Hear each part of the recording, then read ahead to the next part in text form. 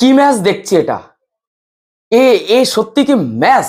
এ তো একেবারে কল্পনার একটা গল্প হতে পারে। আপনি যে কোনো ভাবে একটা গল্প বলতে পারেন। আপনি যখন আপনার বাচ্চাকে গল্প বলবেন এই ম্যাচটা, আজ থেকে 5 বছর, 6 বছর, 10 বছর, 2 বছর পরে এই যে ম্যাচ, কি ম্যাচ? এরই বাবা, 240 হাতে এখনো এখনো কিন্তু একটা বল রয়েছে, যেখানে 254 টার্গেট। উফ!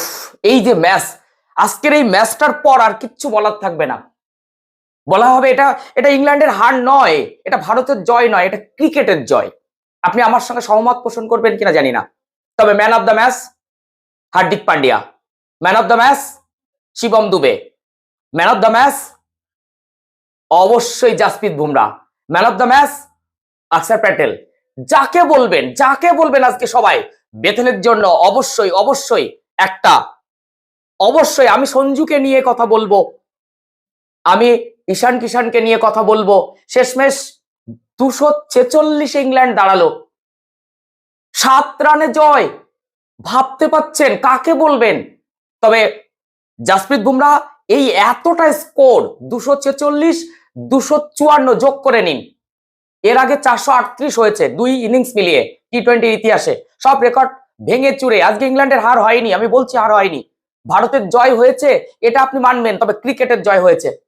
শেষমেশ শিবম দুবে 7 রানে ভারতকে জয় এনে দিলেন। কিন্তু আমি বলবো 33 রান দিয়েছেন মাত্র, একটা উইকেট নিয়েছেন, তিনি আজকে জয়ের কাণ্ডারি।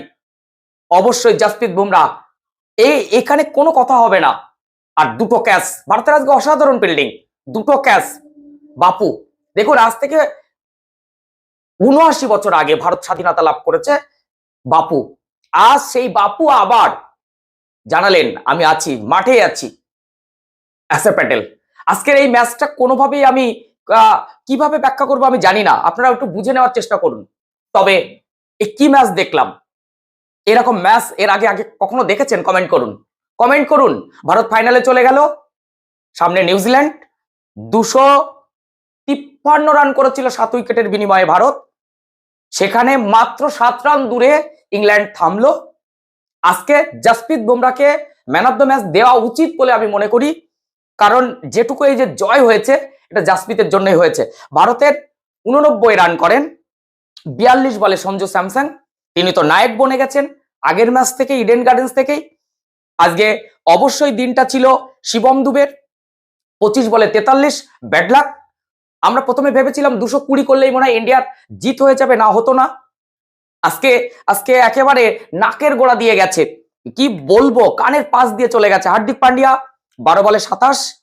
কিন্তু আজকে ইংল্যান্ডের দিকে যদি আমি তাকাই, অবশ্যই যাকে নিয়ে বারবার সেলুট দেব আগামী দিনে, এই ছেলেটার খেলা আমাদেরকে মন ভরিয়ে দেবে, অবশ্যই বেথেল।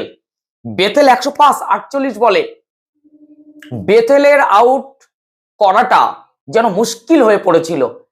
শেষমেশ জোফরাও দুটো 6 মেরে দিলেন। আজকের এত সুন্দর একটা পিচ আপনি ভাবতে পারবেন না। আমি যদি এখানে যাই বোলিং সাইডে, তাহলে আজদীপ আজদীপ দারুণ বল করেছেন, কিন্তু 4 ওভারে 51 রান আজকের ম্যাচ অনুযায়ী দারুণ বল, দারুণ। হার্দিক পান্ডিয়া 4 ওভারে 38, খুবই ভালো, মানে খুবই ভালো, 2 উইকেট নিয়েছেন। অবশ্যই জাসপ্রীত বুমরা, যার কথা বলবো, 33 রান দিয়েছেন, 1 উইকেট। কিন্তু বরুণ চক্রবর্তী সর্বকালীন সব রেকর্ড টেকর্ড ভেঙে দিয়েছেন, ভারতীয়দের মধ্যে সব থেকে বেশি রান, 64 রান, যদি একটা উইকেট পেয়েছেন, এবং অবশ্যই ভালো একটা উইকেট পেয়েছেন। অবশ্যই বলবো অক্ষর প্যাটেল, বাপুর কথা বলতেই হবে, 3 ওভারে 35 রান। শিবম দুবে 1 ওভারে 22 রান দিলেন, হাতে 30 রান ছিল, তিনি 22 রান দিলেন। এই জায়গা থেকে আজকে যে ম্যাচটা দেখলাম, এর থেকে বড় ম্যাচ আর হতে পারে না। যারা টিভির পর্দা আজকে চোখ রাখেননি, টিভির পর্দায় চোখ না রেখে আজকে বিভিন্ন কাজে ব্যস্ত ছিলেন, খেলা দেখতে পারেননি, বলবো ভীষণ একটা মিস করলেন।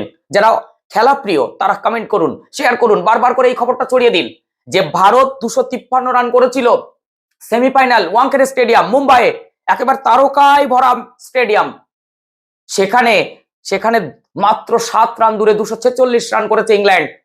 ফলে হাড্ডাহাড্ডি লড়াই, এই লড়াইটা কোনোদিন ভুলবো না, কোনোদিন ভুলবো না। এর আগে অনেক লড়াই দেখেছি, কিন্তু এত রানের টার্গেট নিয়ে ইংল্যান্ডের এই লড়াইকে কুর্নিশ জানাতেই হয়। জানাতেই হয়। অবশ্যই বেথেল তার রান আউট, অবশ্যটা রান আউট ওই সময়টা হবেই। হার্দিকের থ্রোটা দারুণ ছিল। এখন ম্যান অফ দ্য ম্যাচ কাকে দেওয়া হবে? হার্দিক পান্ডিয়া, বেথেল? আমার মতে বেথেলকে দিয়ে দেওয়া হোক, বেথেলকে দিয়ে দেওয়া হোক। ভারত জিতেছে, তবুও বলবো বেথেল, বেথেল মন ভরিয়ে দিয়েছে। দেখুন, আমরা সঞ্জুকে নিয়ে উচ্ছ্বসিত, কারণ সঞ্জু দারুণ ব্যাটিং করেছে, কিন্তু বেথেলের ব্যাটিংটা অবশ্যই অবশ্যই।